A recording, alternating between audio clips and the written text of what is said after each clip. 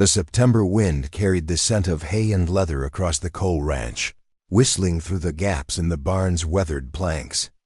Marcus Cole moved through the darkness with the confidence of a man who'd memorized every inch of his property. His calloused hands traced the familiar path along the fence rail, counting posts by touch 17, 18, 19. The rhythm grounded him, kept him oriented in a world that had been black for 12 years.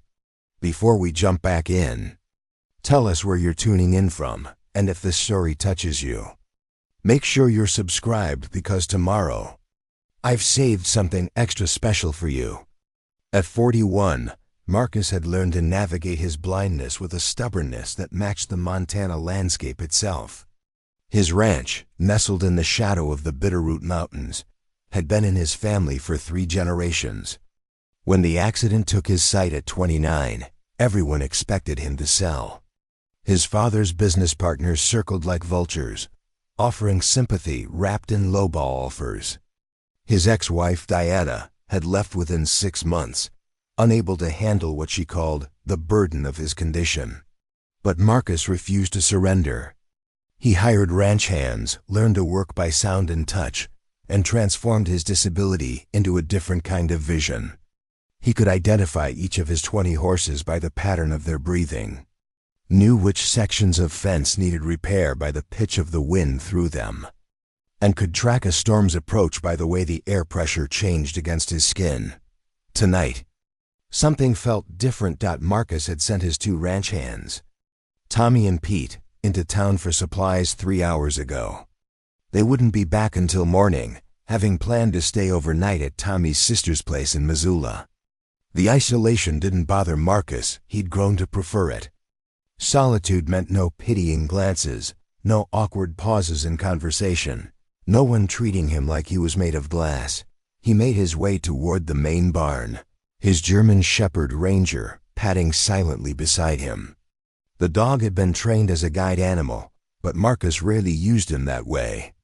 Ranger was more companion than assistant, a warm presence in the endless night. The horses should have been settling down by now. Marcus could usually hear Thunder, his stallion, nickering softly to the mares. But tonight, an unusual stillness hung over the barn. Even the crickets seemed to have gone quiet, as if the whole ranch was holding its breath. Marcus pushed open the barn door, and that's when he heard it, a voice. Soft and melodic, singing. He froze, his hand still on the door handle. The voice was female, young, and achingly familiar in a way that made his chest tighten. She was singing an old lullaby, one he hadn't heard in decades. The words drifted through the barn like smoke. Hush now, my darling, don't you cry. The mountains will guard you, the stars know why. Sleep while the wind sings its gentle tune, wake to the sun. Sleep to the moon. Marcus's heart hammered against his ribs. That song his mother used to sing, that song. Charlotte Cole had sung it to him every night until he was 7 years old. Until the cancer took her voice first, then her breath, then everything else. He'd been 8 when she died, and he'd spent the next 20 years trying to forget how much it hurt. No one else knew that song. His mother had made it up, or so she'd told him. It was their secret, their private melody. So who the hell was singing it in his barn? Who's there? Marcus's voice came out rougher than he intended, edged with an emotion he couldn't quite name. Fear? Anger? Something deeper, more primal. The singing stopped immediately. Marcus heard a sharp intake of breath, then silence. Ranger growled low in his throat, but didn't bark, which was strange.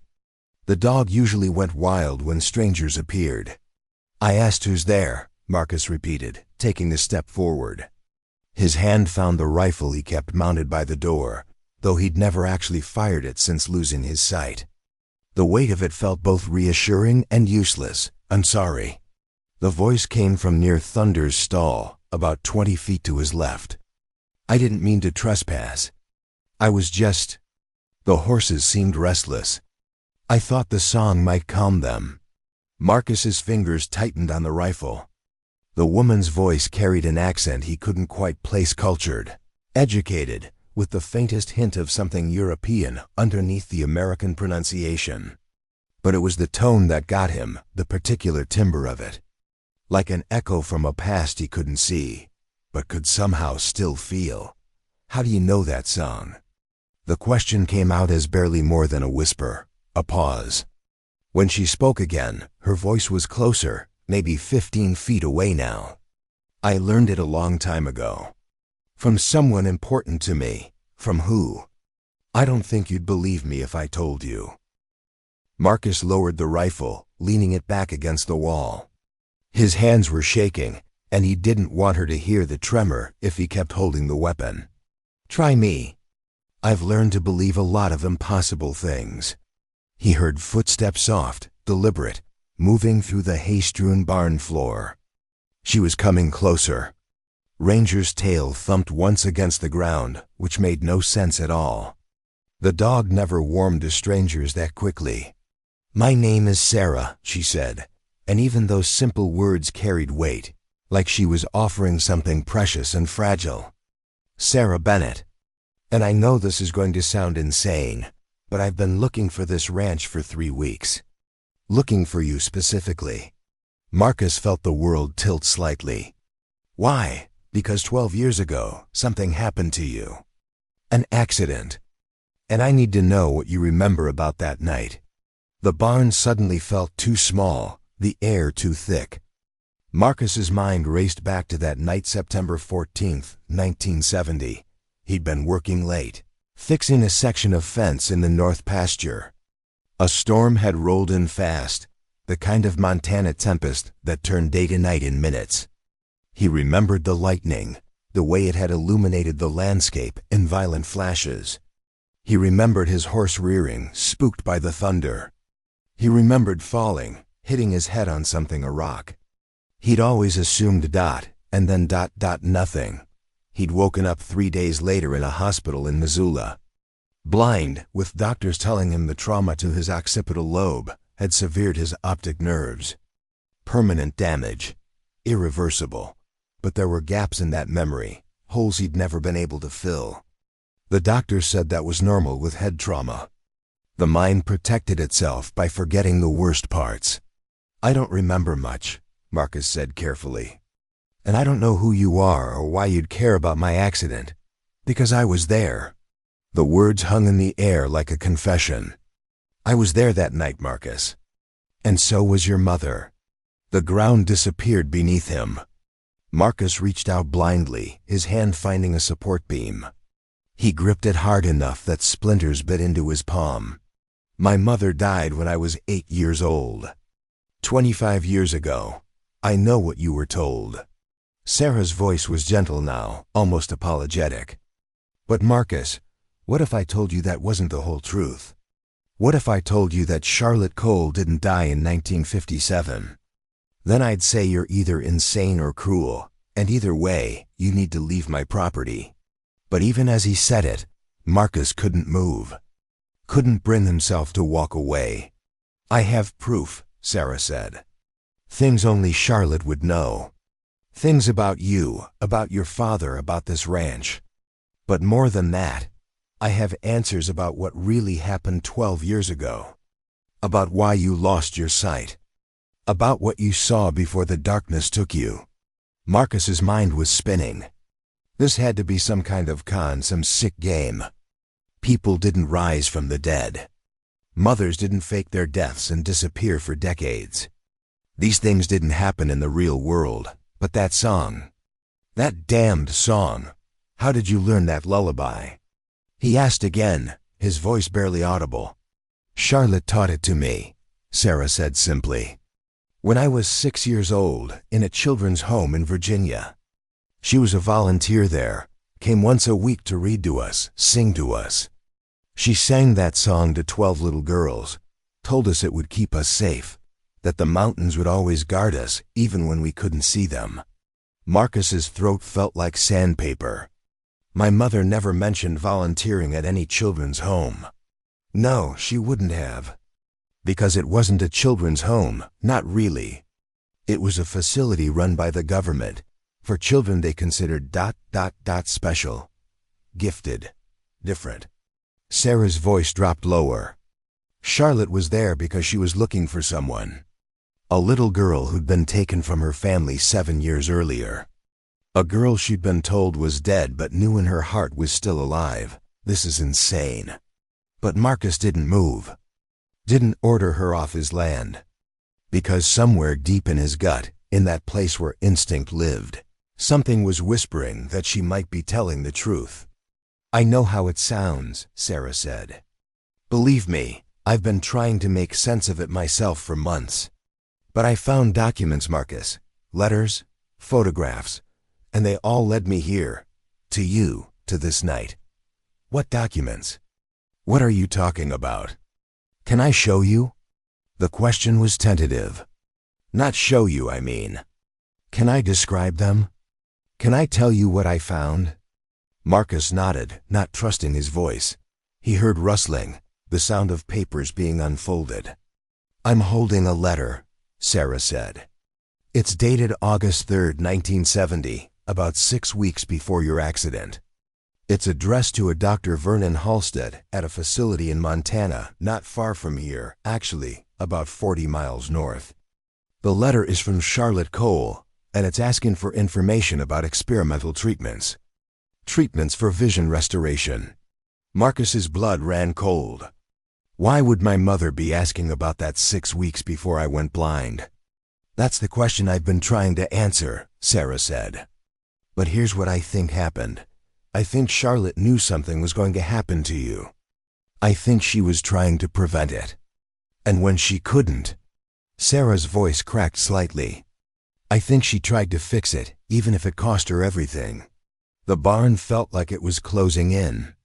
Marcus's carefully constructed world, the one he'd built on certainty and routine, and the belief that he understood what had happened to him, was crumbling.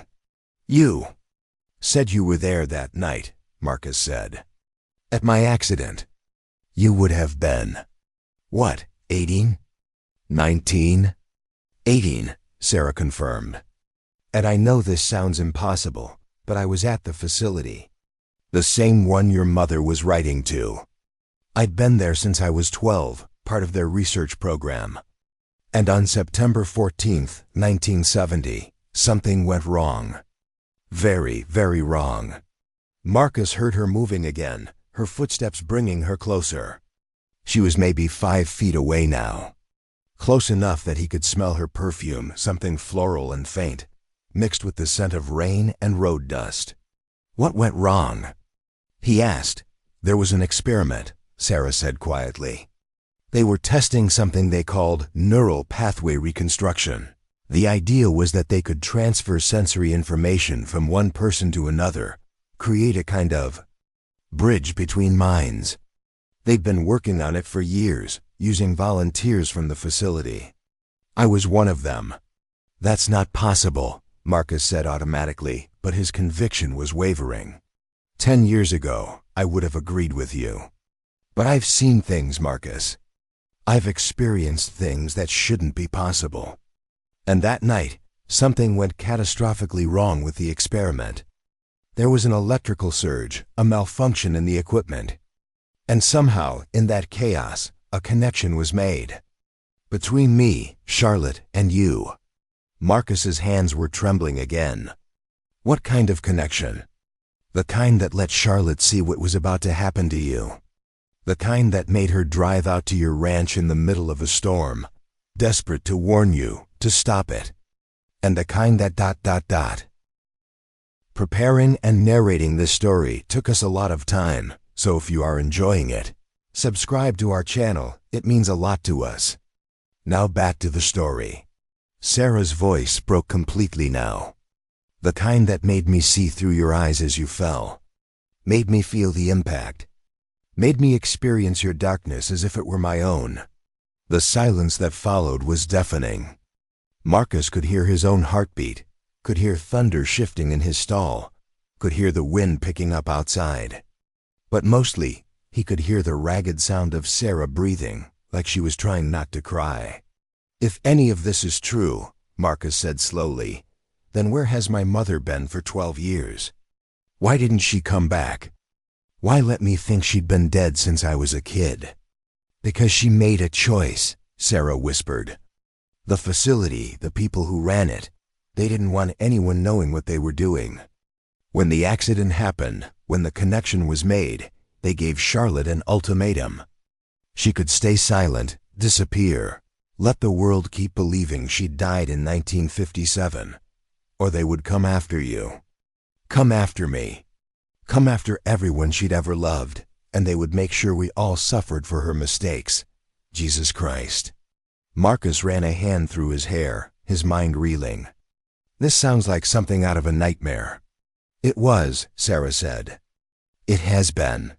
For all of us. But 3 months ago, Dr. Halstead died. And when he did, the facility shut down. The remaining staff scattered, destroyed most of the records. But not all of them. I managed to get some files, some of Charlotte's letters. And one of them mentioned you by name. Mentioned this ranch. Mentioned September 14th. Marcus felt like he was standing on the edge of a cliff, staring into an abyss he couldn't see. Every instinct screamed at him to reject this story, to call it insane and send this woman away. But that song kept echoing in his mind, and something deeper, something he couldn't explain, was telling him to listen. Why now? He asked, why come here after all these years? Because Charlotte is dying, Sarah said softly. For real this time. She has maybe 6 months, maybe less. And she made me promise, made me swear, that I would find you before she's gone. That I would tell you the truth. That I would give you the chance to see her one last time, even if... Her voice hitched. Even if you can't actually see her. The barn was so quiet now that Marcus could hear his own tears hitting the hay-strewn floor. He didn't even realize he was crying until he tasted salt on his lips. Where is she? The words came out broken, barely more than a whisper. She's in a hospice facility in Spokane, Sarah said. About 4 hours from here. She doesn't know I came to find you. She made me promise I wouldn't, actually. Said you'd built a life, that you didn't need her ghosts coming back to haunt you. But I couldn't. I couldn't let her die without at least giving you the choice. Marcus stood there, frozen, his entire world rewritten in the span of a conversation. His mother was alive. His accident wasn't an accident. His blindness was connected to government experiments and neural pathways and a woman he'd never met but who somehow knew the deepest secrets of his childhood. It was too much. It was impossible. It was also, he realized with a certainty that bypassed logic entirely, true. I need proof, he said finally. Not documents, not letters. Something only my mother would know. Something you couldn't have learned from any file. Okay, Sarah said. She was close now.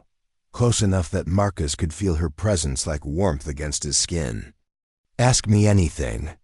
Marcus thought for a moment, reaching back through decades of memory to find something.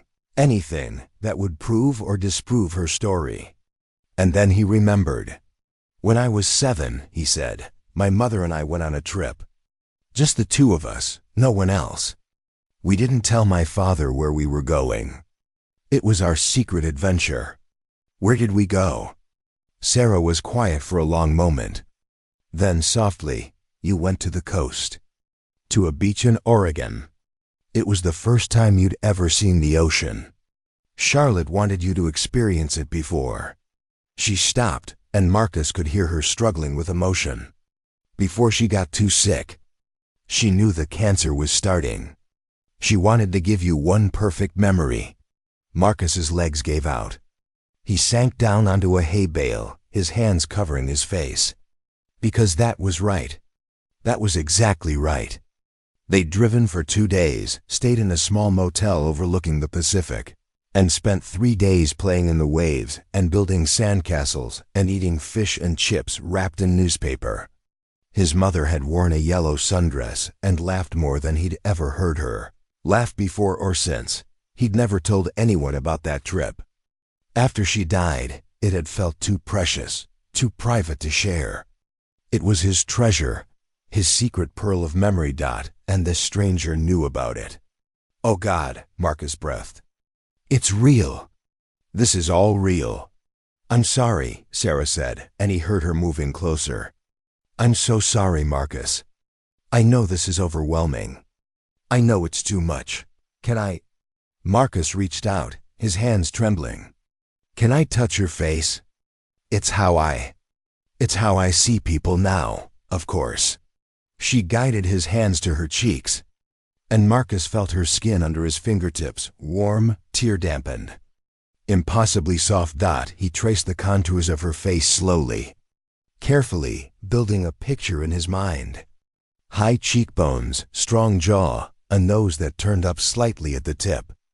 Her lips curved into what might have been a sad smile. Her hair was long, falling past her shoulders. And when he touched it, he found it was curling slightly in the humid air, but it was when his fingers traced along her temple, found the slight ridge of an old scar, that Marcus froze, because he knew that scar, not from memory, not from any previous meeting, but from that night, from the accident, from the last thing he saw before the darkness claimed him forever, a girl's face, illuminated by lightning, young, terrified, screaming his name, and that scar, fresh and bleeding, running along her temple. You, Marcus whispered. I saw you. Right before. You were there. You were actually there. Sarah's hands covered his, holding them against her face. I was there, she confirmed. I've always been there, Marcus. Connected to you in ways I don't fully understand. And I've spent 12 years trying to find you, trying to understand what happened to us that night, trying to find a way to make it right. They stood there in the darkness of the barn, two strangers bound together by impossible circumstances, by government secrets and maternal sacrifice, and a moment of trauma that had changed everything. And slowly, carefully, Marcus began to believe that, maybe, just maybe, his story wasn't over after all. Dawn broke over the Bitterroot, mountains and shades Marcus could only imagine. He sat on the porch of his ranch house, a cup of coffee growing cold in his hands, listening to Sarah move around inside. She'd stayed the night, slept in the guest room, after he'd insisted it was too late and too dangerous for her to drive anywhere. The truth was, he couldn't bear the thought of her leaving before he understood everything. Ranger lay at his feet, occasionally huffing in that way dogs do when they sense their human's distress. Marcus reached down absently to scratch behind the dog's ears, his mind churning through the night's revelations, like a processor trying to handle too much data at once. His mother was alive. The thought kept circling back, impossible and undeniable at the same time. The screen door creaked open, and he heard Sarah's footsteps, lighter than Tommy's heavy boots, more deliberate than Pete's shuffling gait. She'd already become a recognizable presence in his acoustic landscape. I made breakfast, she said, settling into the chair beside him. Eggs toast. I hope that's okay. I wasn't sure what you'd have in the kitchen. That's fine. Thank you. Marcus took a sip of his coffee, grimaced at the coldness, but swallowed it anyway. I've been thinking. I imagine you haven't stopped thinking since last night. I need to go with you. To Spokane. To see her. The words felt foreign in his mouth, like speaking a language he'd forgotten decades ago. Sarah was quiet for a moment. Are you sure? Marcus, I won't lie to you, Charlotte didn't want this. She was adamant that I shouldn't find you, shouldn't tell you anything. She'd be angry when she sees you. Let her be angry. There was a hardness in Marcus's voice that surprised even him. She doesn't get to make that choice for me. She doesn't get to die thinking I never knew the truth. Okay. Sarah's hand found his on the armrest, squeezed once. Then we'll leave today. I'll drive. We can be there by afternoon if we leave within the hour. Marcus nodded, then stood abruptly. I need to make arrangements for the horses. Tommy and Pete won't be back until tomorrow, but there's a neighbor, Jack Brennan, who can look after things for a few days. A few days? Sarah's voice carried a note of concern. "Marcus, I should tell you. Charlotte doesn't have much time. The doctor said weeks, maybe a month at most. If you're hoping for some extended reunion, I know." Marcus cut her off, not unkindly. "But I've been without her for 25 years. However long she has left, I'll take it." The drive to Spokane was both endless and too short. Marcus sat in the passenger seat of Sarah's car, a Honda sedan that smelled of vanilla air freshener and old coffee, trying to piece together the fragments of his shattered reality. Sarah drove with a confidence that suggested she'd made this journey multiple times. As the Montana landscape rolled past them unseen, she began to fill in the gaps in her story, speaking in a low, steady voice that Marcus found oddly soothing. "The facility where I grew up, where the experiments happened, was called the North Point Institute," she said. "On paper, it was a research center studying cognitive development in gifted children. In reality, it was a CIA black site operating under something called Project Meridian." Marcus felt his jaw tighten. The government was experimenting on children. Yes, though to be fair, most of us didn't have anywhere else to go. We were orphans, runaways, kids whose families couldn't handle whatever made us different. The Institute promised education, stability, purpose. And they delivered on that, in their way. We learned languages, mathematics, philosophy. We were given the best tutors money could buy. And in exchange, they used you as lab rats. In exchange, we participated in research that they said would revolutionize neuroscience. Sarah's voice held no bitterness, only a weary resignation. Most of the experiments were harmless. Memory tests, pattern recognition, sensory deprivation exercises. But Dr. Halstead, he was obsessed with something bigger. He believed that consciousness wasn't truly isolated, that with the right conditions, the right technology, minds could share information across distances. He called it neural entanglement. Marcus remembered the science fiction novels he'd read as a kid, before the accident. Stories about telepaths and psychic links seemed laughable back then. Now, sitting in a car with a woman who claimed to have seen through his eyes, they felt horrifyingly plausible. "How did my mother get involved?" he asked. Sarah merged onto the highway, the engine's hum rising in pitch. "From what I've pieced together from the letters and files, Charlotte was diagnosed with brain cancer in 1956. She was given 6 months to live. But she survived against all odds, against every medical prediction. The cancer went into remission after she underwent an experimental treatment at a facility in Virginia. Let me guess, the same facility connected to North Point?" "Exactly.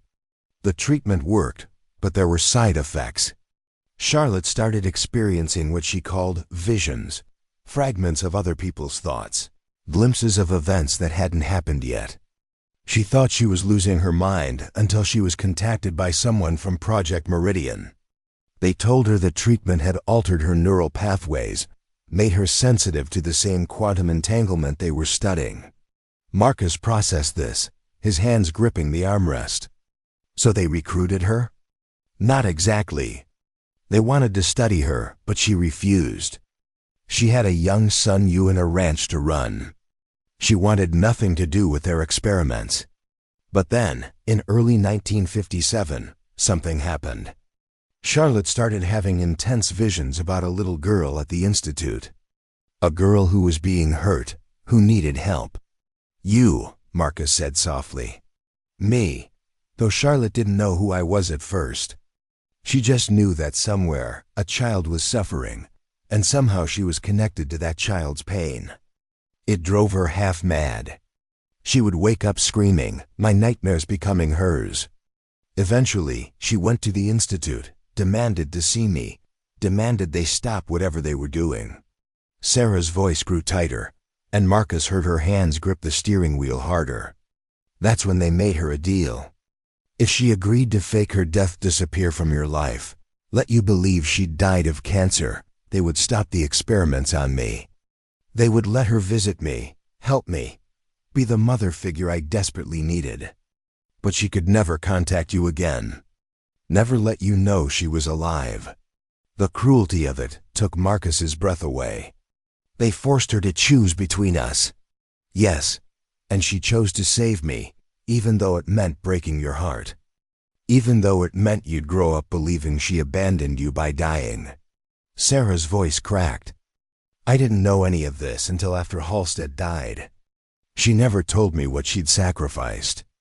She just showed up at the Institute one day, started volunteering, and became the only source of genuine love and kindness in that place. Marcus felt tears building behind his useless eyes. What kind of people would do that? What kind of monsters? People who believed the ends justified the means. People who thought unlocking the secrets of consciousness was worth any price. Sarah paused, and Marcus heard the click of a turn signal. But here's what you need to understand, Marcus. Your mother never stopped watching over you. Even after she died, even after she was supposed to sever all ties, she found ways to keep tabs on you. She had friends in Missoula who would send her news, photographs.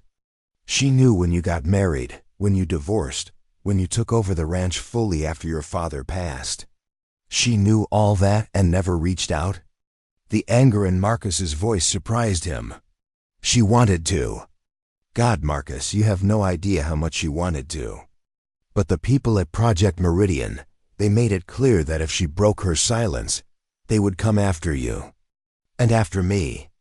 And they had the resources to make people disappear permanently. Marcus leaned his head back against the seat, exhausted by the weight of it all. Tell me about the night of my accident. Tell me what really happened. Sarah was quiet for so long that Marcus wondered if she'd heard him. Finally she spoke, her voice barely above a whisper. By 1970, I'd been at the Institute for 6 years. The experiments had escalated. Halstead was convinced he was close to a breakthrough, that he could create a stable neural link between two subjects across vast distances. I was one of his primary test subjects. I'd shown unusual aptitude for the connection protocols. What does that mean? It means that when they hooked me up to their equipment, when they pumped me full of whatever cocktail of drugs they were using, I could sometimes feel other people's presence. Not their thoughts exactly, but their emotions, their sensations. It was like being a radio receiver tuned to a frequency most people couldn't access.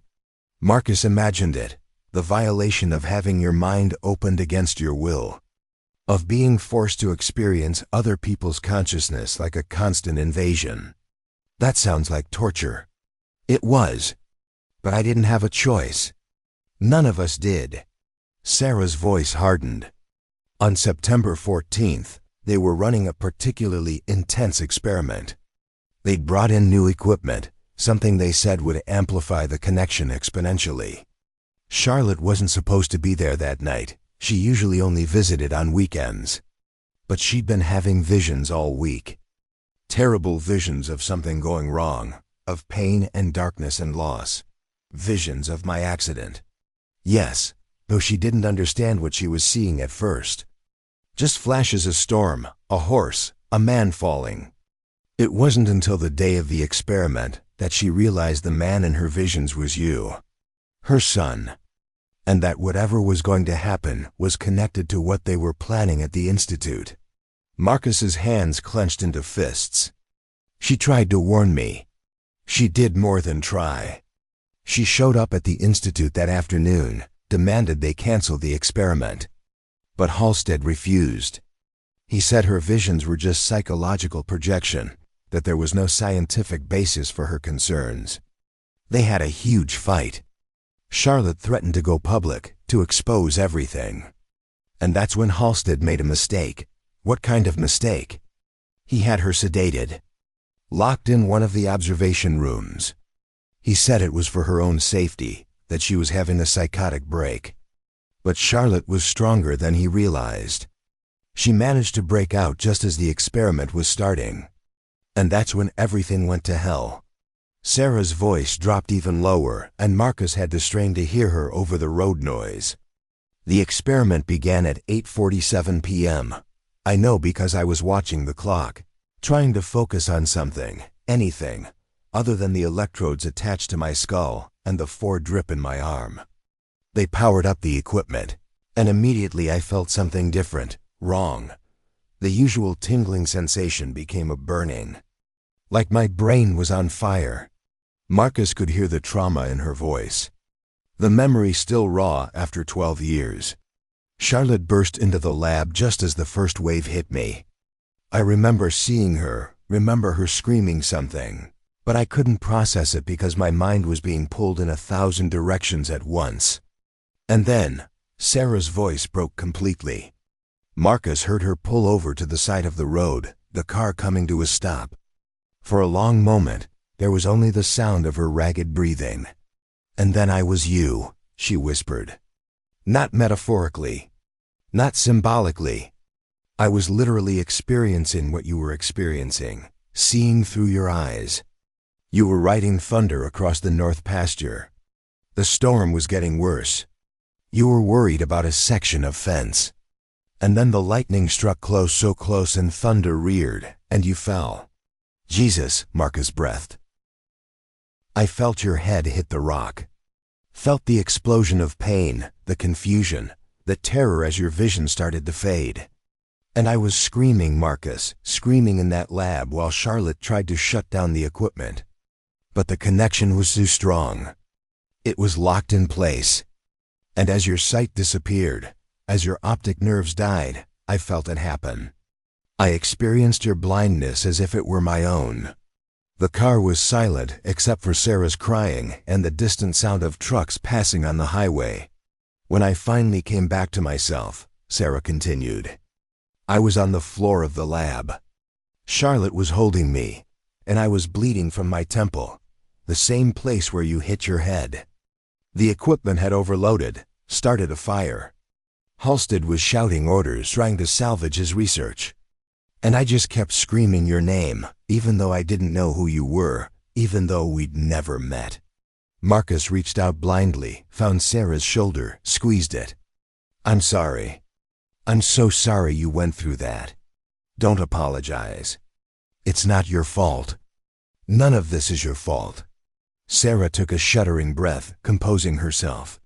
"Charlotte got me out of there. Got me medical attention. And then she made a decision. She couldn't stop what had already happened to you, but she could try to make sure I didn't become another one of Halstead's permanent experiments. She smuggled me out of the institute that night, used her connections to get me false papers, got me enrolled in a real school under a new identity. She saved you. She saved both of us in different ways. But it cost her everything. Project Meridian didn't take kindly to losing one of their primary subjects. They hunted for me for years. Charlotte had to go completely underground, change her name multiple times, always staying one step ahead. She wanted to reach out to you, wanted to explain everything, but she knew that any contact would put you in danger." Marcus felt the anger returning, hot and bitter. "She should have trusted me. Should have told me. Maybe. Probably. But Marcus, you have to understand she was terrified. These weren't regular criminals or corrupt officials. This was the CIA, operating with impunity. They had unlimited resources and zero accountability. One wrong move, and you would have disappeared into a black site, just another ghost in their system." The car started moving again, Sarah merging back onto the highway. Marcus sat in silence, trying to reconcile the mother he remembered, gentle, loving, dying with this woman who'd spent decades living in the shadows, protecting children she'd never met from organizations that saw them as nothing more than experimental subjects. "How did you finally find out the truth?" he asked. 3 months ago, Halstead died of a heart attack. With him gone, the institute couldn't maintain its funding or secrecy. They shut down operations, scattered the staff, destroyed most of the records. But I had a friend, another former subject named Michael, who managed to get into the facility before they wiped everything. He found Charlotte's letters, found files with both our names. That's how I learned about the connection, about what really happened that night. And you decided to find me. I decided you deserved the truth. Charlotte disagreed. We had a huge fight about it. She said I was putting you at risk, that the remnants of Project Meridian might still be watching. But I couldn't let her die without you knowing she never stopped loving you, that every choice she made was to protect you. Marcus felt the weight of those words settle over him. Is she really dying? You're not exaggerating about the timeline. Pancreatic cancer. Stage 4. The doctors say she's had it for at least a year, maybe longer. She refused treatment until recently, when the pain got too bad to ignore. Now she's in hospice, on enough morphine to keep her comfortable. She drifts in and out of consciousness most days. Will she even know I'm there? I don't know, Sarah admitted. But I think some part of her will. And maybe that's enough. They drove in silence for a while, the miles disappearing beneath them. Marcus thought about all the years he'd spent mourning a woman who wasn't dead, all the nights he'd wished he could have one more conversation, one more chance to tell her he loved her. The cruelty of it was almost unbearable. What happened to the others? He asked suddenly. The other children at the institute. Sarah's hesitation told him everything he needed to know before she spoke. Some of us made it out. Most didn't. The experiments weren't always non-fatal. Halstead pushed boundaries, took risks. When subjects broke down mentally or physically, they were transferred to long-term care facilities, which was just a polite way of saying they disappeared. How many? I don't know the exact numbers. Dozens, maybe. The files Michael found were incomplete. But Marcus, there are still people out there, survivors who are dealing with the aftermath. Some developed neurological disorders from the drugs. Others have psychological trauma that no amount of therapy can touch. And some... She paused. Some still have the abilities. The connections. They can't shut it off. Marcus absorbed this, feeling the scope of the tragedy expand. Someone should pay for this. Someone should be held accountable. You'd think so. But the people who ran Project Meridian, the ones who are still alive, are protected. They have powerful friends, airtight alibis, classified documents that can never be declassified. Michael tried going to the press 2 months ago. Within a week, he was arrested on trumped-up fraud charges. Last I heard, he's sitting in a federal prison waiting for a trial that will never come. So they just get away with it. Unless we can find evidence that can't be disappeared. Evidence that's so damning, so public, that even their connections can't bury it. Sarah's voice took on a determined edge. That's actually part of why I wanted to find you. Charlotte mentioned in one of her letters that she'd kept documentation. Proof of what they did, insurance in case they ever came after her. She hid it somewhere safe, somewhere only she knew about. Marcus felt a flicker of hope mixed with dread. And you think she might tell me where it is? I think if she's going to tell anyone, it would be you. Her son. The person she sacrificed everything to protect. Sarah paused. But Marcus, I need you to understand what that would mean. If we expose this, if we go public, there will be consequences. These people don't just roll over. They fight back, and they fight dirty. I don't care, Marcus said flatly. If my mother spent 25 years in hiding because of these bastards, if children died because of their experiments, then they need to face justice. Whatever the cost, even if that cost is your safety. Your ranch? Your life? Marcus thought about his carefully constructed world, the routines, the isolation, the safety of the known. Then he thought about his mother, dying alone in a hospice bed, carrying secrets that had destroyed her life. Even then, he said. Sarah reached over and squeezed his hand. Okay then. We do this together. But first, we see Charlotte. We hear her story. And then we decide what comes next. The landscape changed as they drove north, the mountains giving way to rolling hills and pine forests.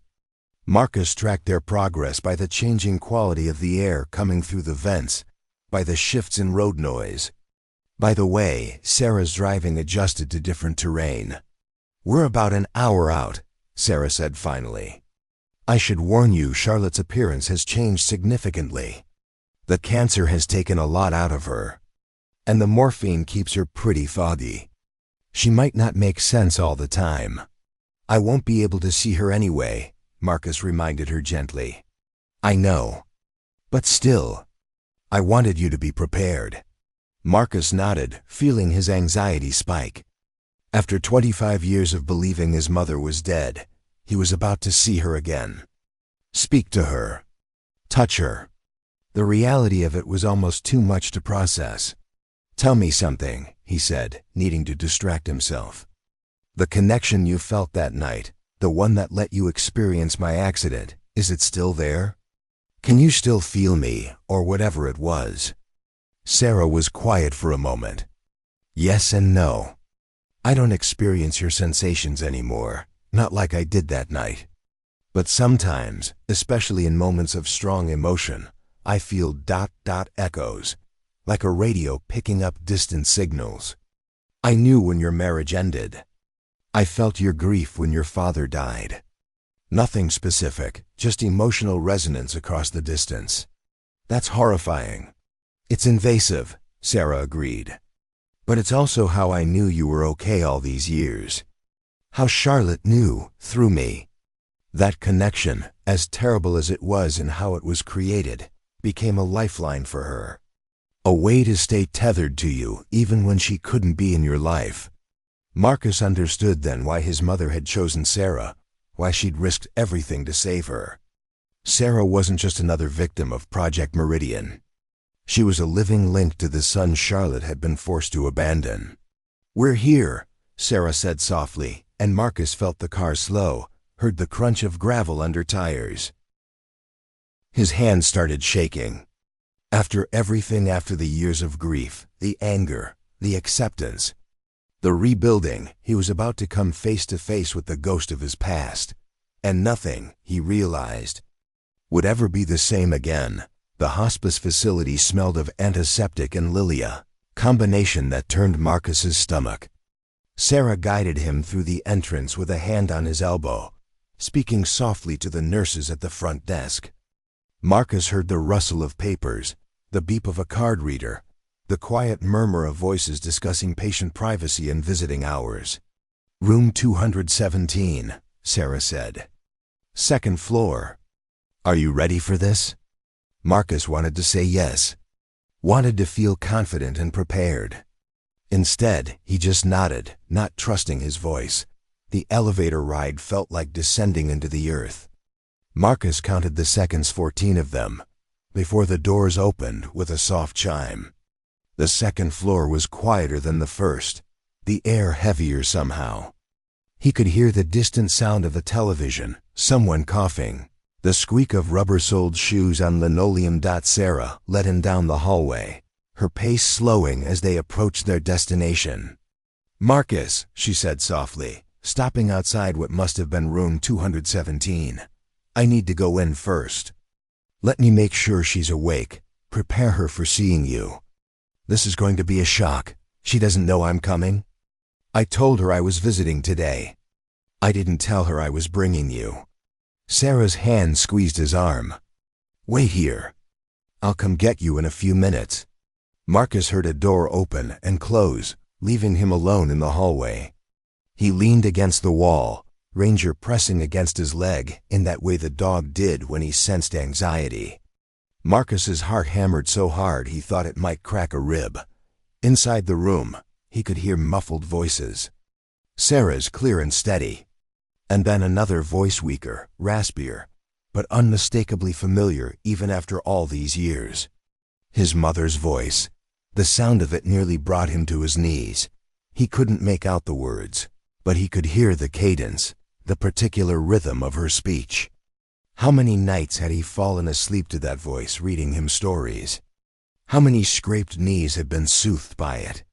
How many times had he wished, in the years after her death, that he could hear it just one more time? The conversation inside grew more animated. He heard his mother's voice rise in pitched surprise, maybe, or alarm. Sarah's response was too quiet to catch. Then silence, heavy and expectant. The door opened. Sarah's hand found his. "She wants to see you," she whispered. "But Marcus, be gentle. She's fragile, and she's terrified." "Terrified of what?" "Of you hating her."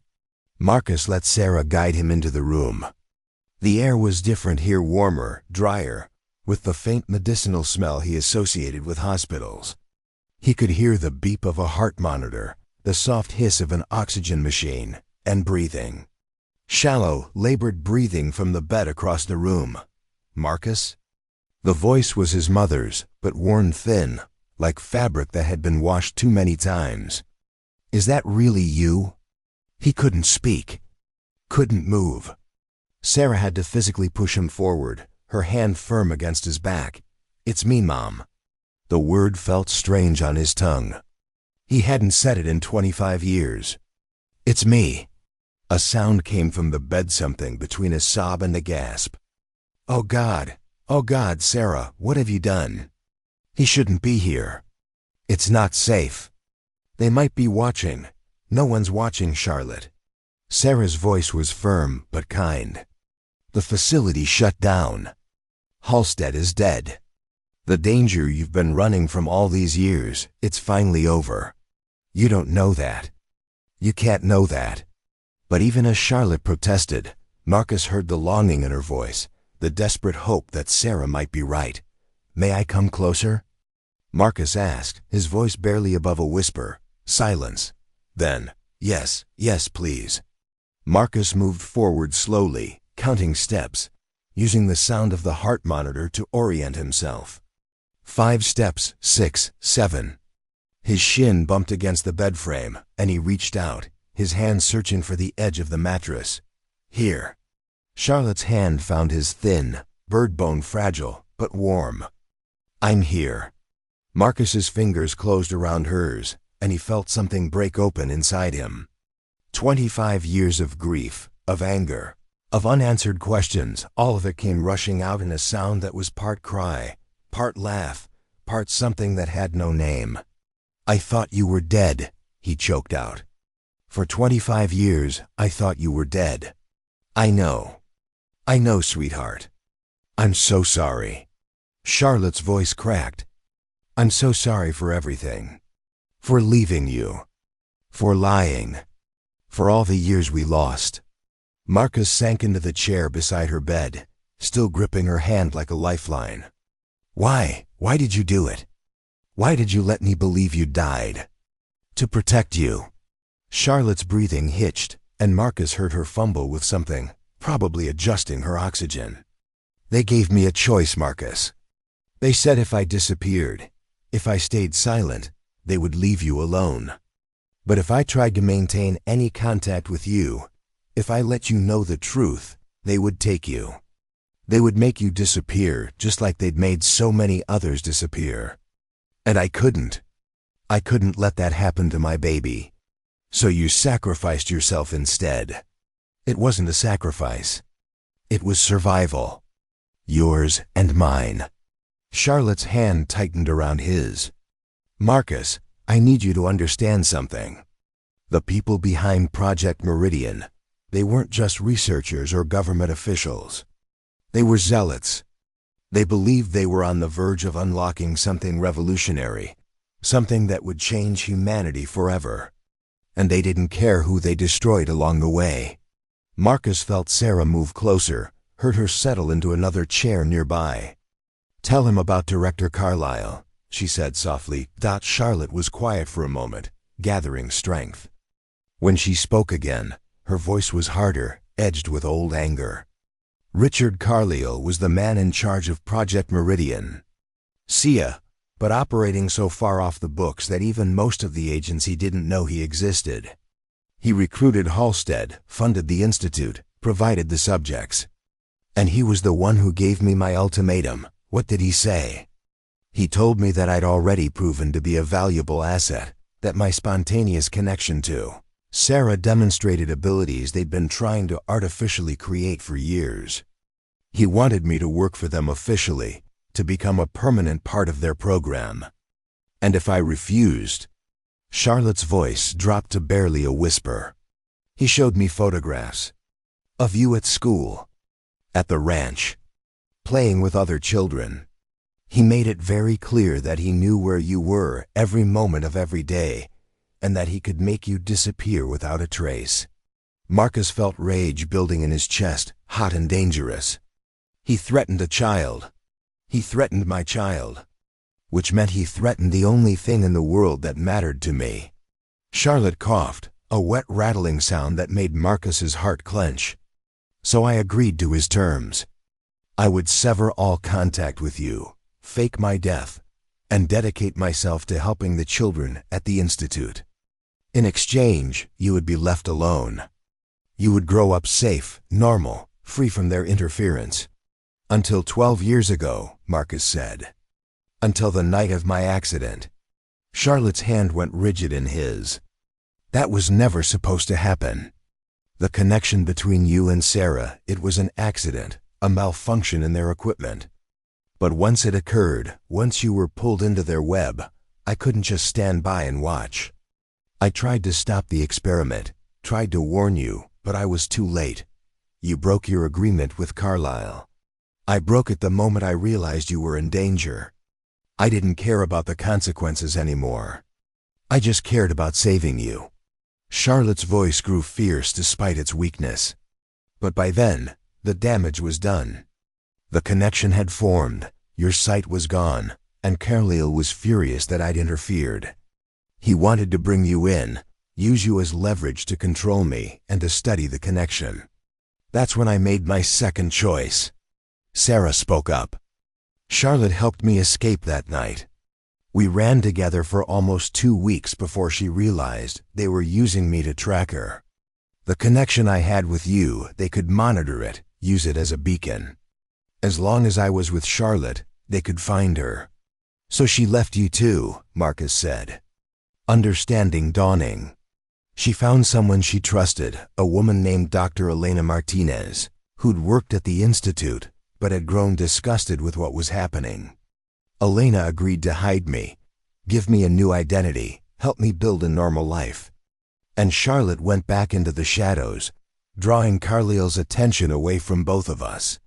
Marcus tried to process this, tried to reconcile the woman he'd known, the gentle mother who'd sung lullabies and baked cookies with the fugitive who'd spent decades playing a deadly game of cat and mouse with government spooks. Did it work?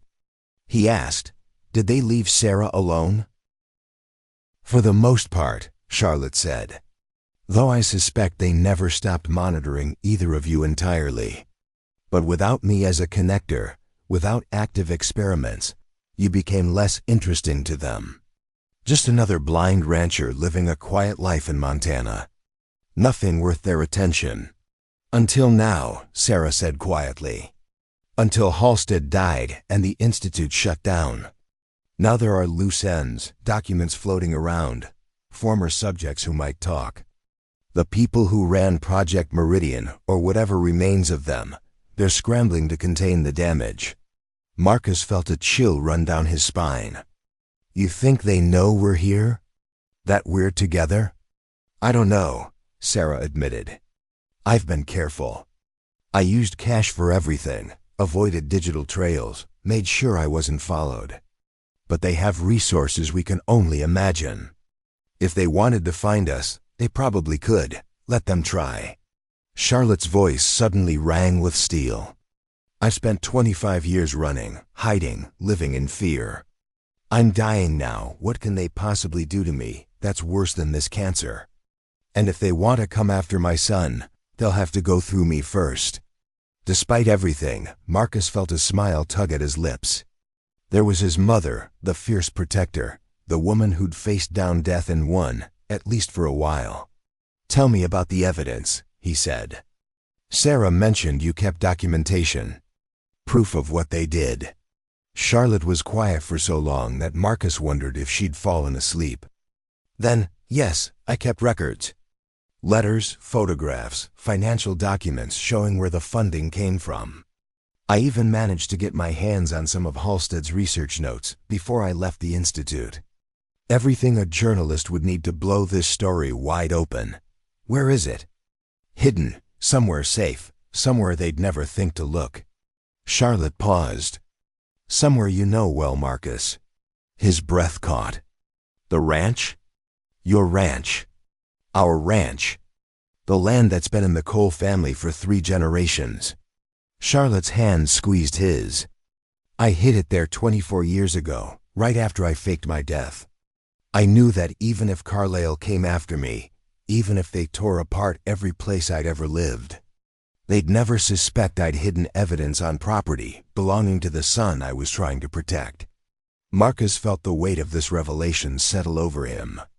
All these years, while he'd been living his life, running his ranch, building his careful routines, his mother's insurance policy had been buried somewhere on his own land. Where exactly? Do you remember the old stone well? The one your great-grandfather built near the eastern boundary of the property. Marcus nodded slowly. It dried up when I was a kid. Dad sealed it off because he was worried about animals falling in. Exactly. And 3 feet down from where he sealed it, behind a loose stone in the wall, there's a waterproof container. That's where I put everything. Jesus. Marcus ran his free hand through his hair. I've ridden past that well 1,000 times. I've checked that fence line more times than I can count, which is exactly why it was the perfect hiding spot. In plain sight, in a place you'd never think to look, because it held no significance beyond being part of the landscape. Charlotte coughed again, harder this time. When she spoke, her voice was weaker. Marcus, I need you to promise me something. Anything. Don't go after them unless you're sure.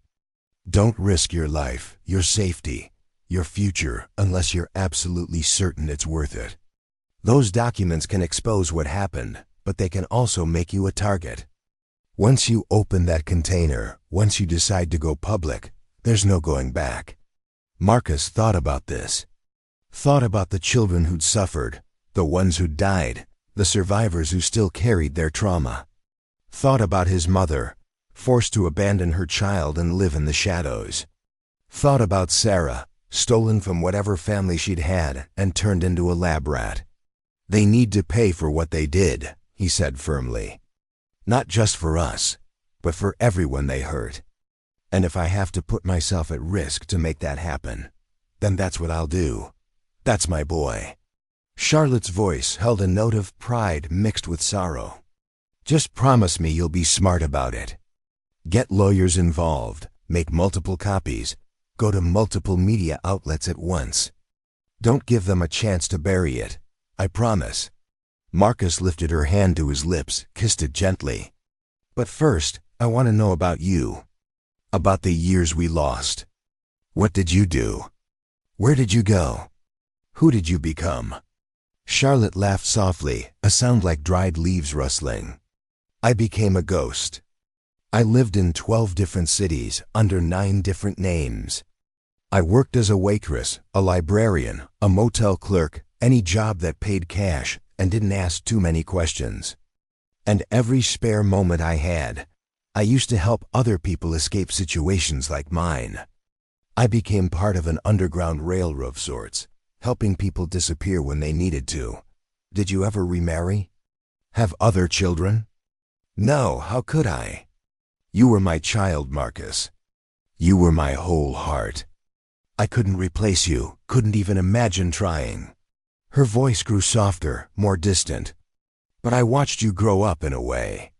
Sarah would tell me things about your marriage, your ranch, your horses.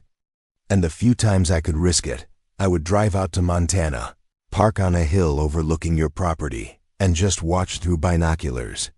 I saw you working with thunder, mending fences, living the life I'd always hoped you'd have. Marcus felt tears streaming down his face. I missed you so much. Every day I missed you. I know, sweetheart. I know. Charlotte's breathing was getting more labored now, each word seeming to cost her. And I missed you too. Every single day.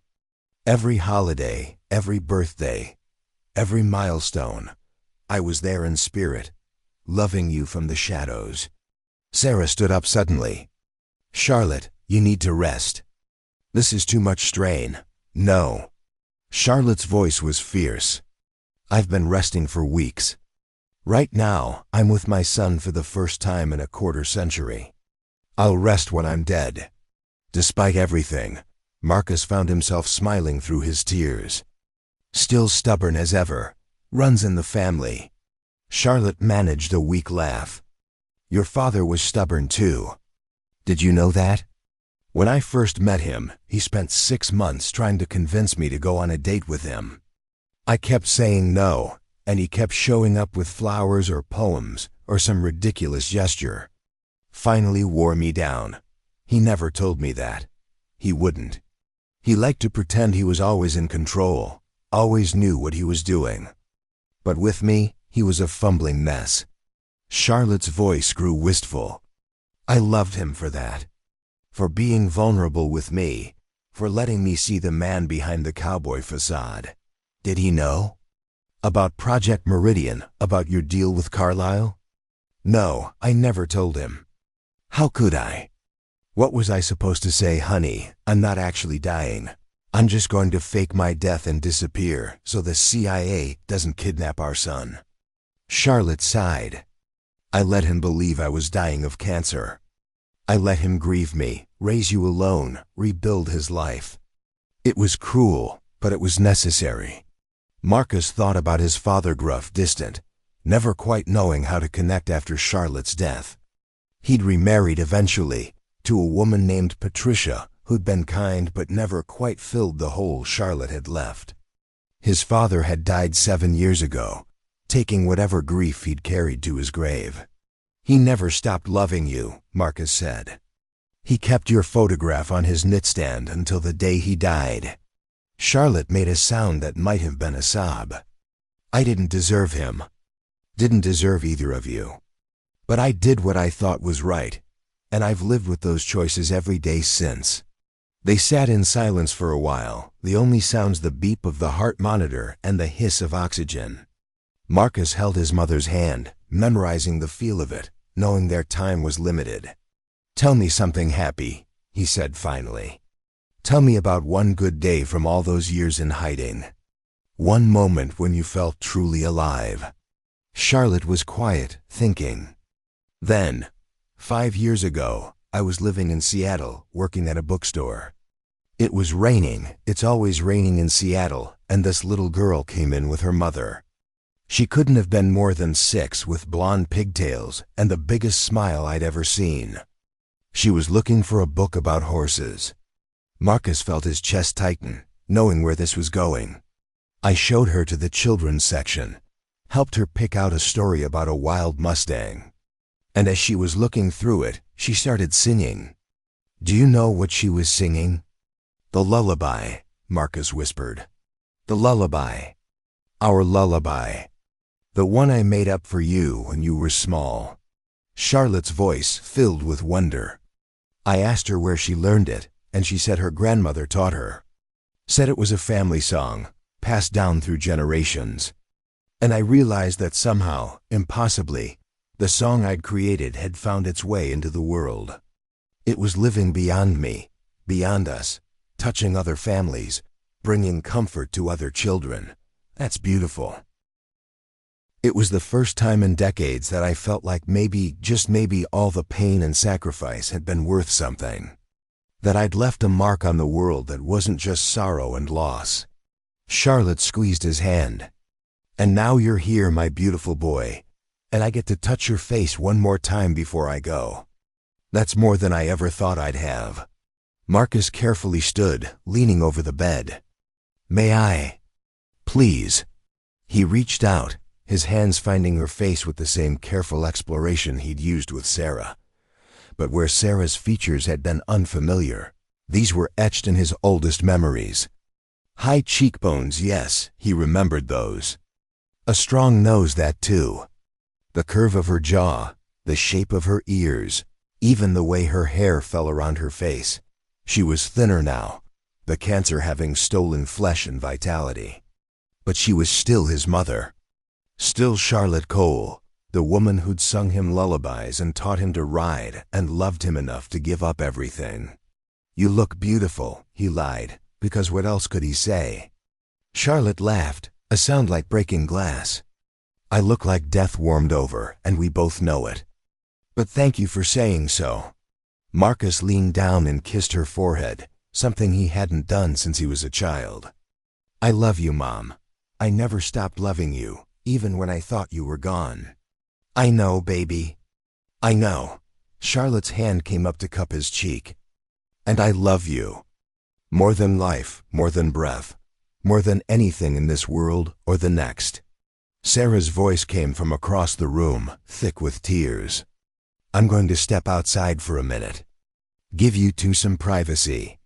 The door opened and closed, leaving Marcus alone with his mother for the first time in 25 years. He settled back into the chair, still holding her hand, and for a while they just sat together in silence. "Marcus," Charlotte said eventually, her voice barely audible, "I need to tell you something. Something I never told anyone, not even Sarah. What is it? The night of your accident, I didn't just try to stop the experiment. I made a bargain with Carlyle."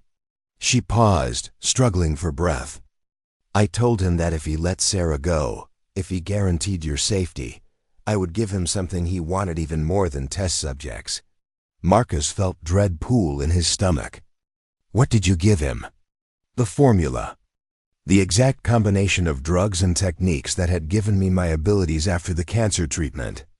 I'd spent years studying it, figuring out how it worked.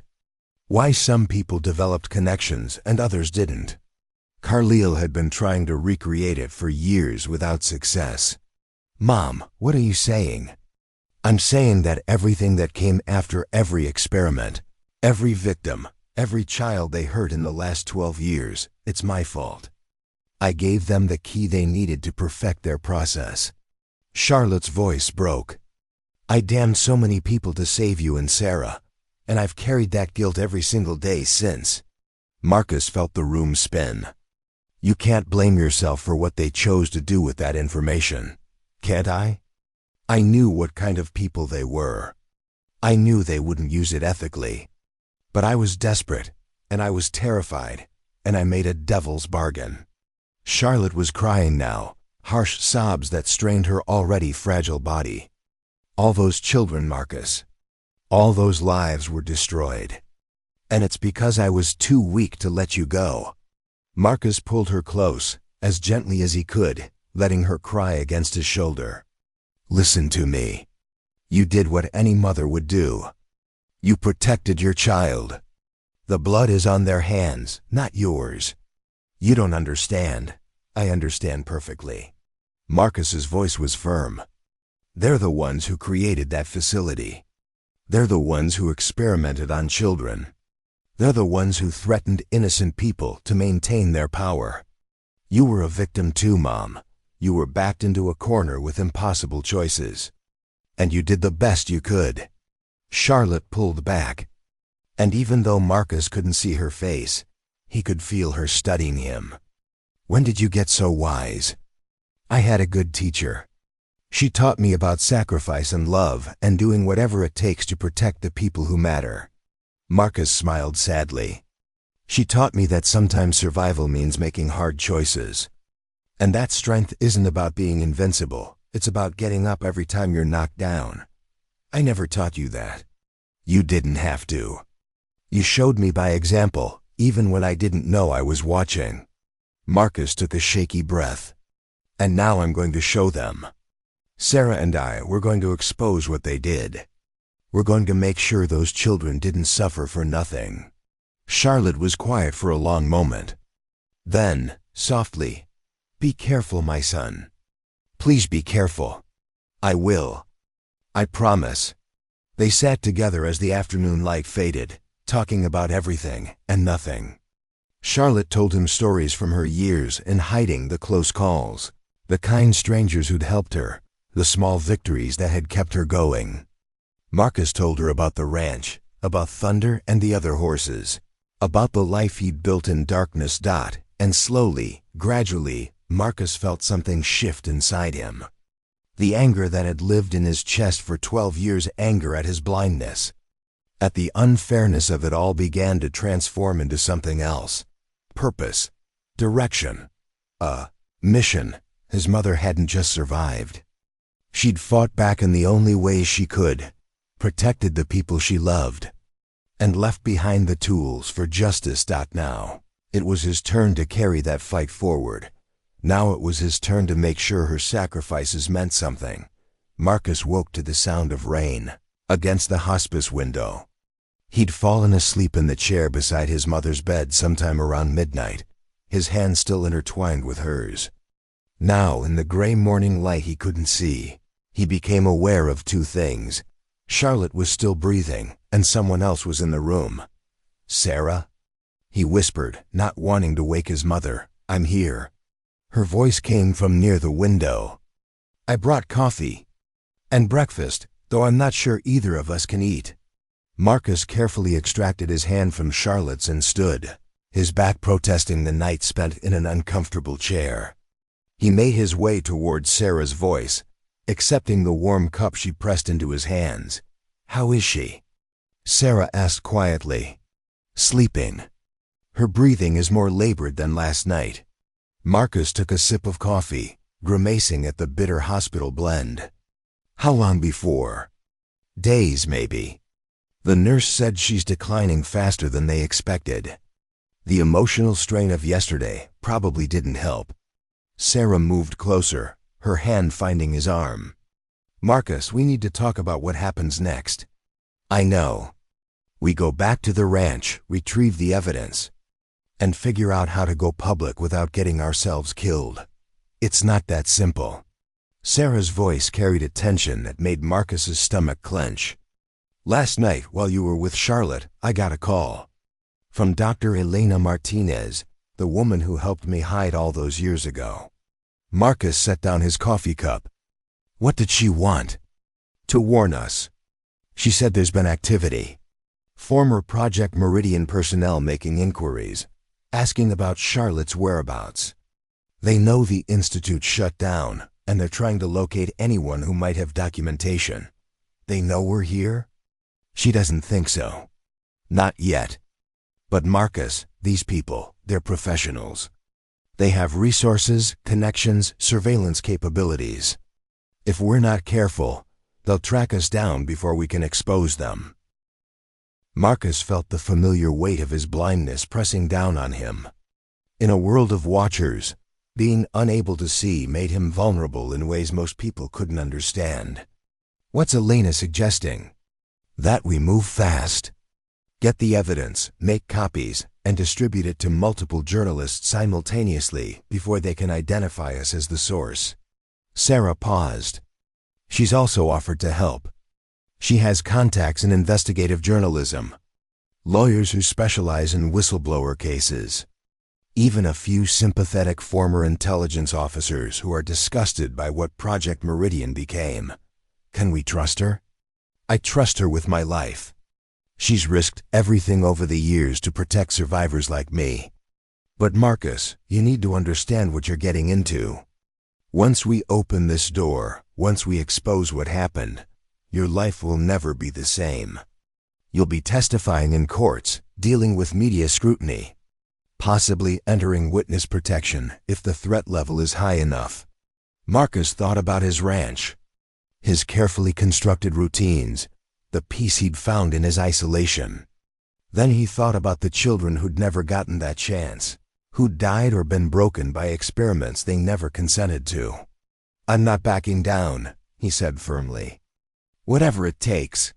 A soft sound from the bed made them both turn. Charlotte was awake, her breathing shallow but steady. "Marcus? Sarah?" Marcus moved quickly to her side, finding her hand again. "We're both here, Mom. I heard you talking." Charlotte's voice was weaker than yesterday, each word clearly an effort. "About the evidence, about going public. I need to tell you something else. Something about what you'll find in that container." "What is it?" Charlotte struggled to sit up, and Sarah rushed to help her, adjusting pillows and the bed position. When she spoke again, her voice carried an urgency that cut through her exhaustion. "The documents I hid, they're not just about Project Meridian. They're about something bigger, something I only discovered near the end of my time at the Institute." She coughed, a wet rattling sound. Project Meridian wasn't an isolated operation. It was part of a network. Multiple facilities, multiple programs, all connected under an umbrella organization called the Apex Initiative. Marcus felt his blood run cold. How many facilities?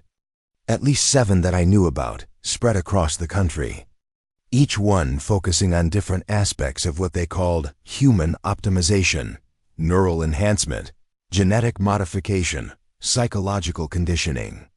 The institute where I was, where Sarah grew up, that was just one node in a much larger machine. Sarah's voice was tight with suppressed emotion. "Charlotte, are you saying there are more victims? More children who went through what I did? Hundreds of them. Maybe thousands over the decades the program has been running." Charlotte's hand gripped Marcus's with surprising strength. "The documents I have include a partial list of names, facilities, funding sources. People in government, in military, in private corporations, all of them complicit in what was happening." "Jesus Christ," Marcus breathed. "This is bigger than just getting justice for the Institute. This is exposing an entire conspiracy, which is exactly why it's so dangerous." Charlotte's breathing grew more labored. "These aren't just government scientists or rogue CIA operatives. These are people with real power, people who've built empires on the backs of these programs. They won't just try to silence you, they'll try to destroy you completely. Then we'll need to be smarter than them," Sarah said, her voice taking on a determined edge. "We'll need allies, protection, a strategy that doesn't leave us vulnerable." Charlotte nodded weakly. "Elena can help with that.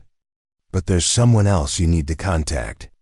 His name is James Rutherford.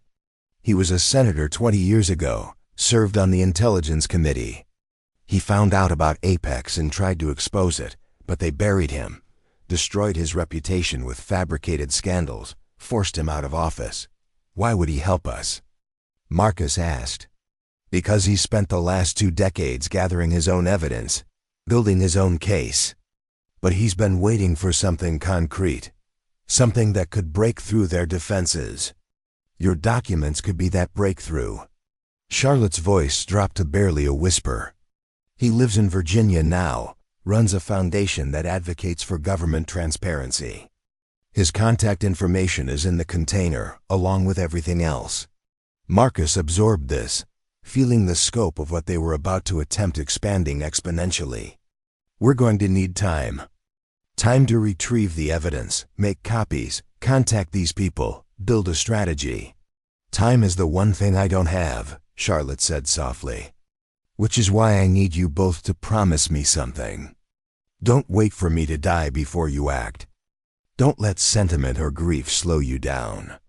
The moment you have those documents in hand, you start moving.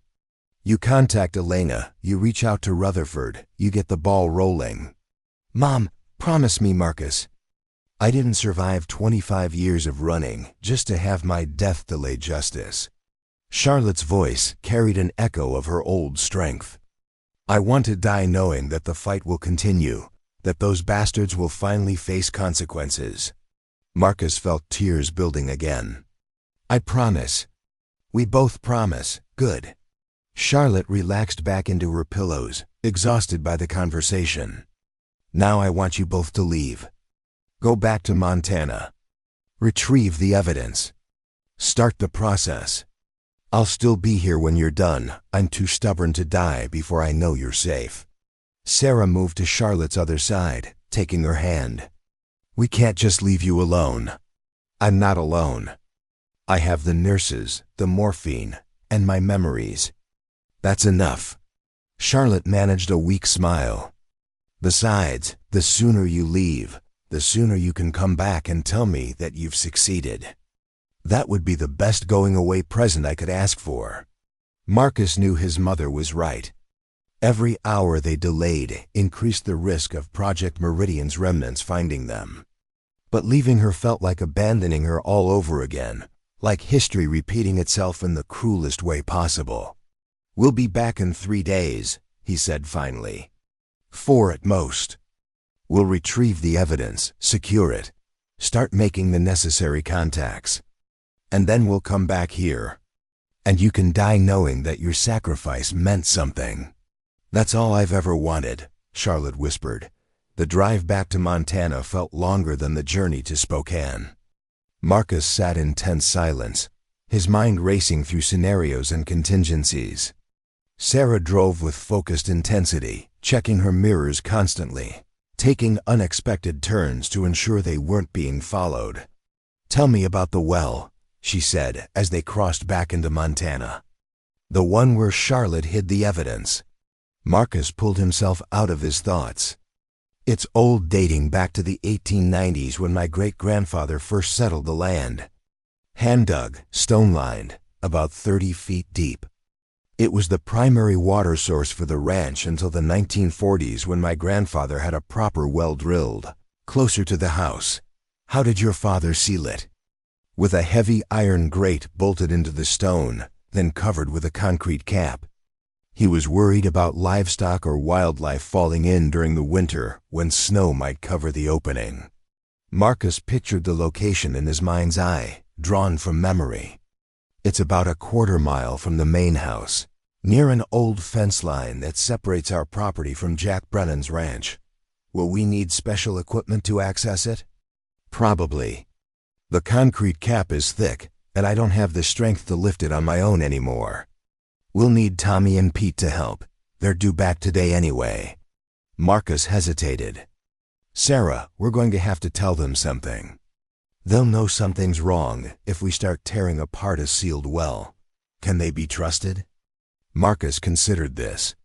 Tommy had worked for him for 8 years, Pete for 5. Both were good men, hard workers, and had never given him reason to doubt their loyalty. But this was asking them to potentially put themselves in danger. "I think so. But I want to give them the choice. Tell them what we're doing, what the risks are, and let them decide if they want to be involved." "Fair enough." Sarah was quiet for a moment. "Marcus, have you thought about what happens after?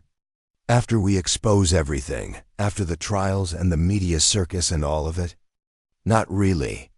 I've been too focused on the immediate problem. You should think about it. Because your life is going to change in ways you can't imagine. You'll be famous or infamous, depending on who you ask. Your privacy will be gone. Every detail of your life will be scrutinized. And there will be people, powerful people, who will hate you for what you've done." Marcus heard the concern in her voice, the worry for his well-being. "What about you? You're putting yourself at even greater risk. At least I'm just the son of someone involved. You're a direct victim, a witness to the experiments. They'll come after you hardest of all." "I've been running from them my whole life," Sarah said quietly. "At some point, you have to stop running and start fighting back. I'm tired, Marcus. I'm tired of looking over my shoulder, tired of changing my name, tired of never being able to build a real life because I'm always ready to disappear. I want this to end, even if ending it means putting myself in the line of fire." Marcus reached over and found her hand on the steering wheel, gave it a gentle squeeze. "Then we end it together. Partners in this, whatever comes." "Partners," Sarah agreed. They reached the ranch just after sunset. Marcus felt the familiar crunch of gravel under the tires, smelled the distinctive scent of hay and horses and home. Ranger, who'd been left with Jack Brennan during their absence, came bounding up as they exited the car, his tail wagging furiously. "Hey boy," Marcus said, kneeling to accept the dog's enthusiastic greeting. "Did you miss me?" Tommy's voice called out from near the barn. "Boss, that you?" "It's me, Tommy. Can you and Pete meet us in the house? We need to talk." 20 minutes later, they were all gathered in Marcus's living room. Marcus sat in his worn leather chair, Sarah on the couch beside him, while Tommy and Pete occupied the other furniture. The two ranch hands radiated curiosity and concern. "All right, boss," Tommy said in his slow Montana drawl. "You've got us worried. What's going on?" Marcus took a deep breath. "What I'm about to tell you is going to sound insane. But I need you to hear me out, and then I need you to make a choice about whether you want to be involved." For the next 30 minutes, Marcus laid out the entire story. Sarah filled in details where needed, her testimony adding weight to claims that would otherwise sound like conspiracy theories. Marcus watched felt really as Tommy and Pete processed the information, their silence growing heavier with each revelation. When he finished, Pete was the first to speak. "So you're saying the government has been experimenting on kids for decades? Your mom faked her death to protect you from them. And now you've got evidence that could bring down a whole network of these operations? That's the gist of it, yes. And you need our help retrieving this evidence from the old well? I need your help, but more than that, I need your discretion. If you're involved in this, even peripherally, you could be putting yourselves at risk. I want you to understand that before you agree to anything." Tommy cleared his throat. "Boss, I've worked for you for 8 years. You've been fair, you've been generous, and you've never asked anything of me that I wasn't willing to give.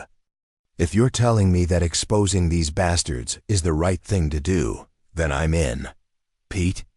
Marcus asked. The younger ranch hand was quiet for a moment. "My little sister, she's got some kind of developmental disorder, something the doctors can't quite figure out. What if she was one of these kids? What if somewhere out there, someone's experimenting on children like her?" His voice hardened. "I'm in too. Whatever you need." Marcus felt a wave of gratitude and guilt. "Thank you. Both of you. But I want to be clear, if things go south, if this gets dangerous, I want you to walk away. You don't owe me your lives." "With respect, boss," Tommy said, "that's not your call to make. We're grown men. We can decide what we're willing to risk." Sarah spoke up. "When can we access the well?" "Tonight, if we want," Tommy said. "I've got the tools we'd need in the barn. Concrete saw, pry bars, work lights. Probably take us a few hours to get through the cap and the grate." Marcus stood, decision made. "Then we do it tonight. The longer we wait, the more risk that someone realizes what we're after. Sarah, can you call Elena? Let her know we're moving forward." "Already on it." He heard her phone beeping as she dialed. "Tommy, Pete, get the equipment ready. I want to be at that well within the hour." As everyone moved into action, Marcus felt a strange sense of calm settle over him. For 12 years, he'd lived in a world of carefully managed routines, of predictability and control. Now he was stepping into chaos, into danger, into the unknown. But for the first time since the accident, he felt truly alive. The night air was crisp and clean, carrying the scent of pine from the nearby mountains. Marcus stood near the old well, listening to the sounds of Tommy and Pete working. The concrete saw screamed through the night, an angry metallic sound that set his teeth on edge. Sarah stood beside him, occasionally describing what was happening. "They've cut through about half the concrete cap," she said. "Tommy's taking a break to let the saw cool down." Marcus nodded, his hands thrust into his jacket pockets. "How long do you think before someone hears the noise and comes to investigate?" "Jack Brennan's place is the closest, and he's a quarter-mile away. Sound doesn't carry that well at night with the wind coming from the west." Sarah paused. "But I'd be lying if I said I wasn't nervous. This feels exposed, vulnerable. Everything about this feels vulnerable." Marcus tilted his head, listening to the night sounds, the horses moving in their pasture, an owl calling from somewhere in the darkness, the distant howl of a coyote. "But we're committed now. No turning back." The concrete saw roared back to life. Marcus tracked its progress by sound, imagining the shower of sparks he couldn't see. the growing gap in the cap that had sealed the well for decades. After another 20 minutes, Tommy called out, "That's got it. Pete, help me lift this thing." Marcus heard grunting, the scrape of concrete on stone, and then a heavy thud as the cap was set aside. A moment later came the shriek of metal on metal, the iron grate being pried loose. "Got it." Pete's voice echoed slightly, as if he were leaning over the well opening. "I can see down about 15 feet before it gets too dark. Looks like there's some kind of ledge about 3 feet down, right where Mrs. Cole said." Tommy's voice, "I'm going down." "Pete, hold the rope." Marcus heard the scrape of boots on stone, the creak of rope under tension. His heart hammered as he waited, every second feeling like an eternity. "I see something." Tommy's voice echoed up from below. "There's a loose stone, just like she described. I'm pulling it out now." More scraping sounds. A grunt of effort. Then, "Got it. There's definitely something behind here. Metal container looks waterproof." Pulling it out now. Marcus felt Sarah's hand grip his arm. They stood frozen, waiting. "Coming up." Tommy called. The rope creaked again. Boots scraped on stone. And then Tommy was standing beside them, pressing something cold and metallic into Marcus's hands. It was a steel box, about the size of a shoebox, surprisingly heavy. Marcus's fingers found the latches, the smooth surface marked by years of being hidden away. "Open it," Sarah whispered. Marcus's hands trembled as he worked the latches. They opened with stiff clicks, the seals intact after all these years. He lifted the lid and felt inside, his fingers encountering what felt like plastic-wrapped bundles of paper. Several smaller objects, and what might have been computer disks or tapes. "Sarah, you'll need to inventory this. I can't see what's here." She took the box from him, and he heard her sharp intake of breath. "Oh my God, Marcus. There's so much. Letters, photographs, what looks like financial records. And these," she paused. "These are data storage tapes. The kind they used for mainframe computers in the 70s. "That means we'll need specialized equipment to read them," Marcus said. "Elena will have access to that. She said she has contacts at a digital forensics firm that specializes in recovering data from obsolete media." Sarah was rifling through the contents now, her voice growing more amazed with each discovery. "Marcus, there are photographs here. Children in institutional settings. Laboratory equipment. And oh God, there's one of Charlotte standing with a group of kids. You can see the pain in her eyes." Marcus felt his throat tighten. "Put it all back in the box. We need to get this somewhere safe. Make copies immediately. If something happens to the originals, we need backups." Tommy spoke up. "Boss, I've got a fire safe in my trailer. We could store the originals there while we work on copies." "Good idea." "Pete, help Tommy seal the well back up. Make it look like we were never here. Sarah and I will take the box to the house, start cataloging everything." As the ranch hands returned to their work, Marcus and Sarah made their way back to the house. Ranger trotted alongside them, occasionally bumping against Marcus's leg as if sensing his tension. Inside, Sarah spread the contents of the box across Marcus's dining room table. For the next 2 hours, she worked methodically, describing each item in detail while Marcus recorded everything on a digital voice recorder. The scope of what Charlotte had collected was staggering. Letters between researchers discussing experimental protocols. Financial documents showing money flowing from Department of Defense. Black budgets to shell corporations that funded the facilities. Photographs of children who'd never been seen again. Their names and dates of admission carefully noted in Charlotte's handwriting. And perhaps most damning, internal memos discussing how to handle adverse events, which seemed to be code for children who died or been permanently damaged by the experiments. "This is enough," Sarah said finally, her voice heavy with emotion. "This is more than enough to destroy them. Names, dates, locations, financial trails. Everything an investigative journalist would need to break this story wide open. Marcus sat back in his chair, overwhelmed by what they'd found. My mother did this. She collected all of this while she was supposed to be dead, while she was running for her life. How? She was a mother protecting her child, Sarah said simply. People do impossible things when someone they love is at stake. Marcus's phone rang, startling them both. He answered it, recognizing his neighbor Jack Brennan's number. Marcus? Hope I'm not calling too late, but I saw lights moving around your property, heard some kind of machinery running. Everything all right over there? Everything's fine, Jack. Just doing some repairs on an old well. Tommy and Pete are helping out. At 10 o'clock at night? Marcus forced a laugh. You know how it is. We got to talking about that well this afternoon, and I got it in my head that I wanted it properly sealed before winter. You know how I am once I get an idea. Jack chuckled. That I do. All right then. Just wanted to make sure you didn't have rustlers or anything. Have a good night.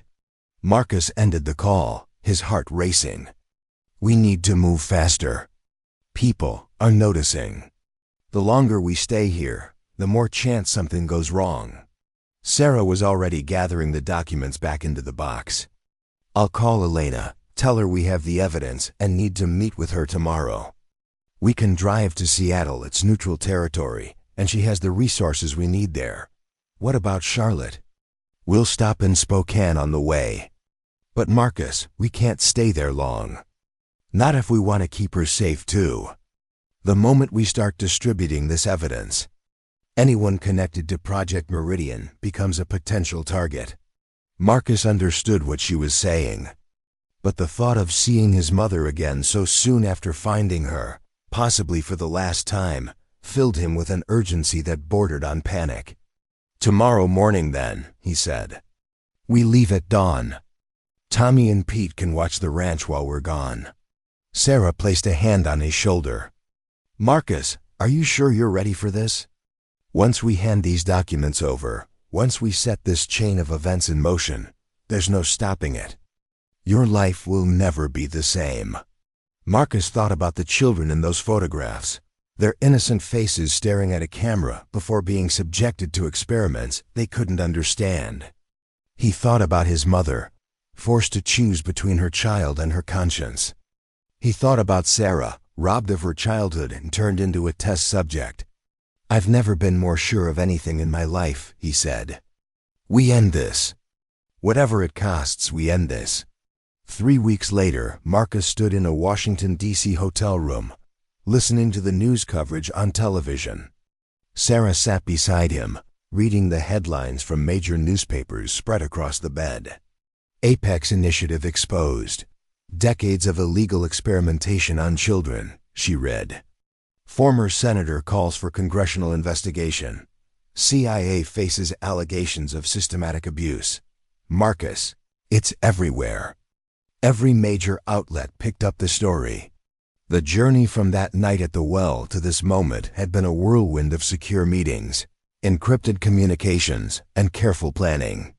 Elena Martinez had helped them create multiple copies of Charlotte's evidence, distributing them to journalists, lawyers, and congressional staffers simultaneously. James Rutherford had used his remaining political connections to ensure the story couldn't be buried. Within 48 hours of the coordinated release, the floodgates had opened. Former victims came forward with their own testimonies. Whistleblowers from within the intelligence community provided corroborating evidence. The scandal had grown too large, too public, to contain. Marcus's phone rang. He recognized Elena's number. What's the news? The Department of Justice just announced they're opening a formal investigation. 3 former Project Meridian administrators have been arrested, including Richard Carlisle. He tried to flee to Argentina, but was stopped at the airport. Elena's voice carried satisfaction mixed with exhaustion. Marcus, you did it. You actually did it. We did it, Marcus corrected. All of us together. After ending the call, Marcus turned to Sarah. "We need to go. Charlotte's hospice called an hour ago. The nurse said we should come now if we want to say goodbye." They arrived at the hospice as evening shadows lengthened.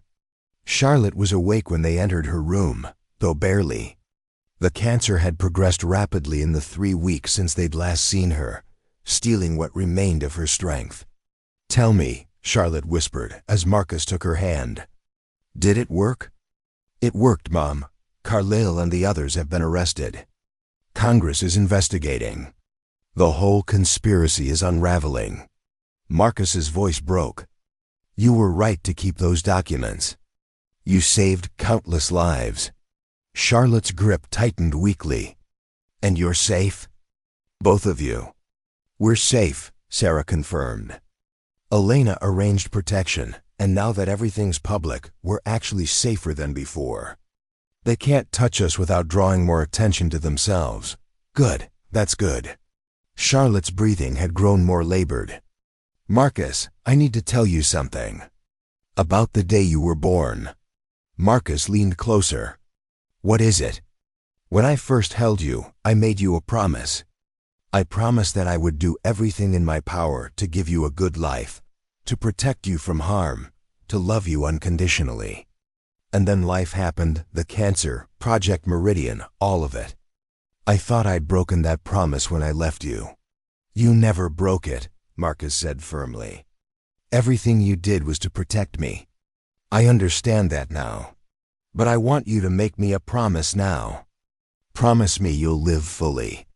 Don't hide away on that ranch forever. Don't let fear or anger or grief trap you in darkness. You've been blind for 12 years, but you don't have to live like you're still falling." Charlotte's voice was barely audible now. "Promise me you'll let yourself be happy." Marcus felt tears streaming down his face. "I promise. I'll try.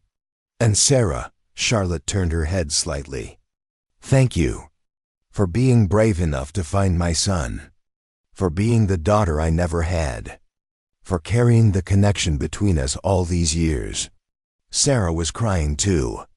"It was an honor, Charlotte. You saved my life."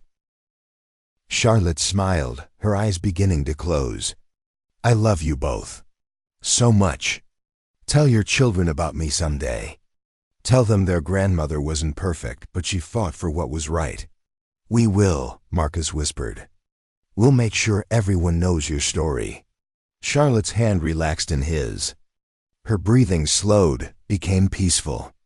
And then, surrounded by the 2 people she'd sacrificed everything to protect, Charlotte Cole slipped quietly away. 6 months later, Marcus sat on his porch, a cup of coffee warming his hands. The morning sun, which he couldn't see but could feel on his face, suggested it would be a beautiful day. Footsteps approached from the house. Sarah's footsteps, which had become as familiar to him as his own breathing over the past months. "The Senate hearing is scheduled for next week," she said, settling into the chair beside him. "They want us both to testify. Are you ready?" "As ready as I'll ever be." Marcus smiled. "My mother spent 25 years hiding from these people. The least I can do is spend a few hours telling the world what they did. She'd be proud of you. Of both of us." Marcus reached over and found Sarah's hand. Over the past months, their partnership had evolved into something deeper. The connection that had been forced upon them 12 years ago had transformed into something chosen, something genuine. "I've been thinking about what she said. About not living in darkness, about being happy." Marcus squeezed Sarah's hand. "I don't want to be alone anymore. And I don't think you do either. What are you suggesting?" "I'm suggesting that maybe we've both been running, me from grief, you from your past. Maybe it's time we stopped running and started building something, together." Sarah was quiet for a moment. Then she laughed softly. "Marcus Cole, are you asking me to stay on your ranch permanently?" "I'm asking for more than that. But we can start there if you want." "Yes," Sarah said simply. "Yes to all of it. To staying, to building something, to whatever comes next." They sat in comfortable silence, watching, or in Marcus's case, sensing the morning unfold. In the distance, thunder nickered to the other horses. Ranger dozed at Marcus's feet. The wind carried the scent of pine and hay and possibility. The fight wasn't over. There would be trials, testimonies, appeals. Some conspirators would escape justice, and some victims would never fully heal. But the darkness had been exposed to light, and that made all the difference. Marcus thought about his mother, about her sacrifice and courage. He thought about the lullaby she'd taught him, the one that had traveled across years and miles to bring him and Sarah together. He thought about all the children whose voices had been silenced, and those who might now be saved because the truth had finally emerged. "Tell me something," Sarah said. "That night in the barn, when you first heard me singing, did you know somehow? Did some part of you recognize me?" Marcus considered this. "I don't know. Maybe. There was something about your voice, about that song. It felt like coming home after a long journey. Like finding something I didn't know I'd lost." "The connection," Sarah said. "Even after all these years, it's still there. Not like it was that night, but something. An echo, a thread. I'm glad it brought you to me. Even if the way it happened was terrible, I'm glad you found me." Sarah leaned over and kissed his cheek. "So am I." Tommy's truck rumbled up the driveway, followed by Pete's motorcycle. The ranch hands had been instrumental in maintaining the property during the chaos of the past months, never wavering in their loyalty despite the danger and publicity. "Morning, boss," Tommy called out.